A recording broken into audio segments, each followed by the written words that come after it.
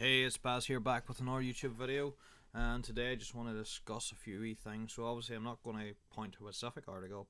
There's a couple I could probably link in the description below, but I just want to talk about the PlayStation 4 saves when up work on your upgraded PlayStation 5 games. So let's get to it.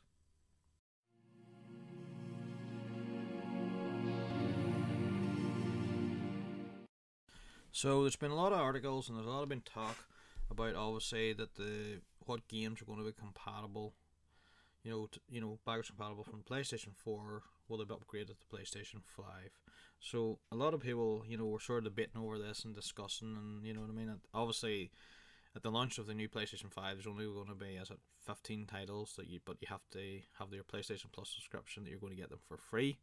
Now we haven't been told from Sony if these games are going to be the games that you've previously purchased, will they come across as well, or what games will they get ready for day one PlayStation 5? Or I know they said over time they're going to have most of the backwards compatible. It's going to be up to 4,000 games brought forward, but they have yet to tell us as to what games we're getting on launch. Obviously, we know these 15 in the PlayStation Plus collection, but what beyond that? What else are we going to get? Nobody had really thought, and myself included, like you assume when you're getting a game that's been brought forward from one console to another. I know it hadn't been done in other generations, but when you look at Microsoft as a company and what they have achieved and what they're doing going forward with all their backwards compatibility, and you can take all your save games across. Now, with PlayStation, there's only going to be, from what I'm hearing, the majority of games you're not going to be able to take across your save games. So obviously, within the PlayStation Plus subscription, you can back up your games to their cloud or their network, and so if you're going from a PlayStation 4 to a PlayStation Pro, you could bring your save games across. But when it comes to new PlayStation 5, for some reason you're not going to be able to bring your saves across. Now it's only going to be a few games, and it's only going to be like one of the examples is that Spider-Man Miles Morales. So obviously, if you buy the Ultimate Edition, you get a copy of the remastered version of Spider-Man, and you will be able to bring your save game across from from PlayStation 4 to that. But that's the only edition that you can buy that you can bring your save game across. If you buy,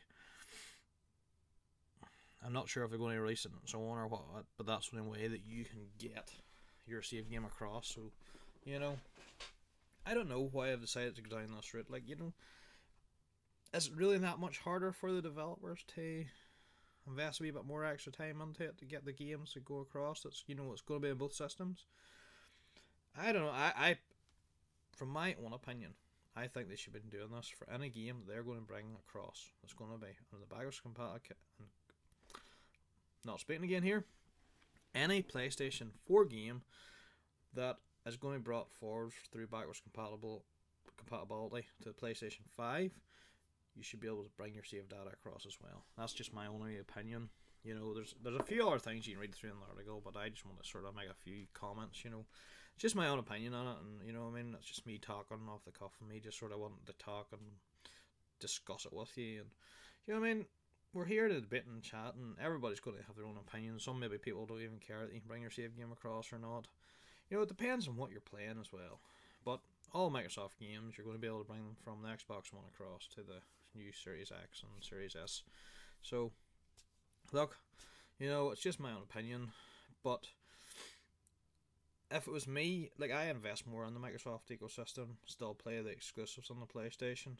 Now I have a few exclusives still to finish or a couple to play. But I'm at the point now, would I be better waiting and holding off before I even play before I'd even play the ones that I haven't played yet? So at least I could be able to use the save on the new save game on the new console. So it's just going to be starting fresh because I can't bring it across from the previous one. Look, I don't know. I think it should be there. I think they should be able to do it, and I don't know why they're not doing it. If it comes down to money and they're wanting everybody in the new console, why are they doing backwards compatible? Why they have said all along that, to get the true next gen experience, you have to buy the new console. But yet, Miles Morales and I think the new potentially God of War game, I'm not sure if that was one they said, on the Uncharted, or not Uncharted, there's another one. So I was just left my brain there, and they have said that, obviously these are next generation console games only, but then they've sort of come back now and said they're going to be on the PlayStation 4 as well. So I don't know. I don't know what Sony's doing with their marketing and stuff, and it's not that they're telling lies to me. It's more that they're not telling the full story of everything. They're just giving a wee bit of information, and then later on they're giving like a wee bit more, and then you know what I mean. They're just letting people form their own opinions, and you know what I mean, and things. And I don't think it's the way it's done. They should just be doing what Microsoft doing. Be up front, tell us how it is. Right, these games are going to be available launch date. These games you can bring your save games across. These games you can't. Deal with it. At least we know. When people can make an informed decision. Do they play now?